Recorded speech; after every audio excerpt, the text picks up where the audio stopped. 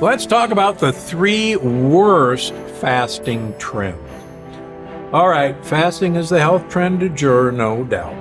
And that's why there's a lot of misinformation out there about this ancient health practice and a cornerstone of almost every religion to achieve enlightenment. Everyone is talking about it, but not everyone knows the dangerous side effects if you don't fast correctly. Now, don't get me wrong. Fasting is one of the keys to longevity and vitality, but you need to know how to do it properly in order to reap the maximum benefits. So today I'm going to address the top 3 fasting trends to avoid at all costs and what you can do instead. All right, number 1, cutting your window of eating too drastically. Now, if you read any of my books, my favorite way to fast is intermittent fasting or time-controlled eating.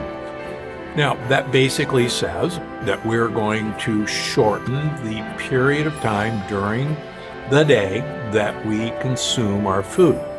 That's intermittent fasting. Time-controlled eating means we shorten that window, preferably down to about 6 to 8 hours a day. Now, as I talk about a lot in Unlocking the Keto Code, unfortunately, if you're used to eating 12 to 16 hours every day, and the average American, believe it or not, eats 16 hours a day, literally from the minute they get up to the minute they go to bed. And as I show in my last 2 books, most of us are insulin resistant and metabolically inflexible. That means when you stop eating normally, you should be able to, instead of using glucose as a fuel, sugar, use free fatty acids, fat, as a fuel. But the vast majority of us can't do that. And when we stop eating, within a few hours, our glucose stores fall dramatically. That could be compensated by using fat as a fuel, but most of us can't use fat as a fuel. So we crash. We get headachy, we get grouchy, we get dizzy, we get worse. And that's why so many people fail at time-restricted eating. Now, as I talk about in my last few books, what I want you to do, if you want to do this, is gradually decrease the amount of time that you eat your food. So, for instance, if you eat breakfast at 7 o'clock in the morning, this next week, let's eat breakfast at 8 o'clock in the morning. I just want you to wait 1 more hour. Accomplish that, take the weekend off. The next week, we'll do 9 o'clock in the morning. That's just 1 more hour. Gradually work your way out to about a 6 to 8 hour eating window. That means eat breakfast at 11 o'clock in the morning, finish dinner at 7 o'clock at night. That's an 8 hour window. Want to compress it to 6? Eat breakfast at noon, finish dinner at 6 o'clock. Fantastic health benefits, but you don't jump off a 10-story building to do that. I've seen it fail so many times. Just avoid that at all costs. All right, how about a prolonged water fast? Now, of course, this is the most well-known, historically speaking, approach to fasting. Even Jesus is said to have done it for 40 days and 40 nights. And almost all great religions have some form of prolonged water fasting. There's clearly benefits in ancient times to water fasting, but not so fast, excuse the pun. Most of us store our heavy metals and organopesticides in our fat cells. So when we stop eating anything for a continued period of time, we release not only fat from our fat cells, but those heavy metals and organopesticides. We have a horrible detoxification system in our liver to eliminate these problems.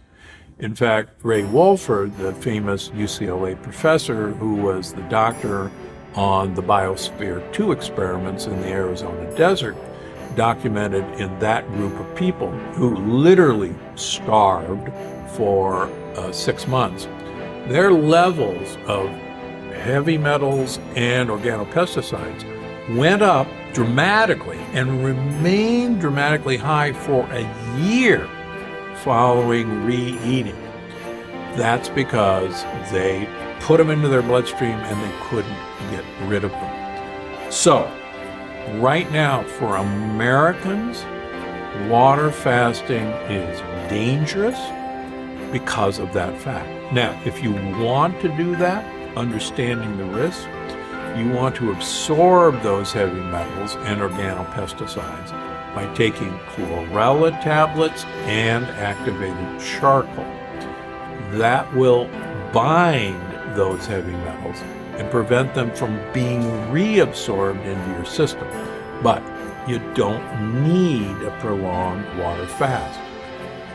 Instead, time-controlled intermittent fasting will have just as good an effect, or as my friend and colleague Dr. Walter Longo has shown, a fasting mimicking diet, which uses a 5-day low-calorie vegan fast once a month, has been shown to duplicate the ability of a water fast in terms of health benefits without the danger of the heavy metal and organopesticide release. So a lot better and safer ways than a water fast. All right, and the drum roll, please, for the worst fasting mistake that I have seen, the fruit fasting detox diet.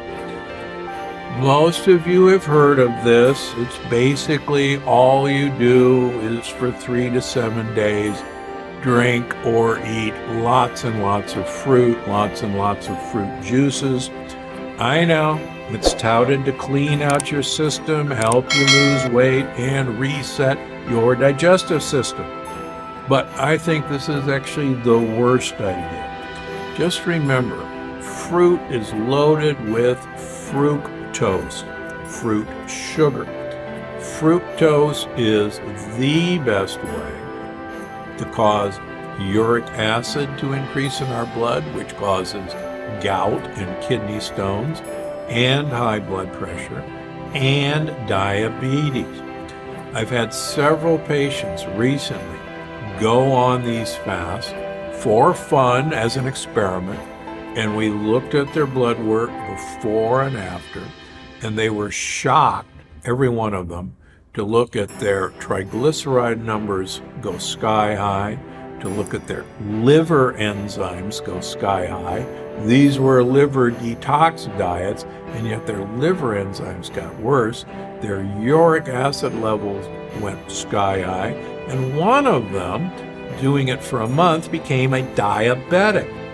So please, you do not need a fruit detox. This is the worst way, in my opinion, to toxify your diet. If you want to, do a vegan fast, like I write about in all my books.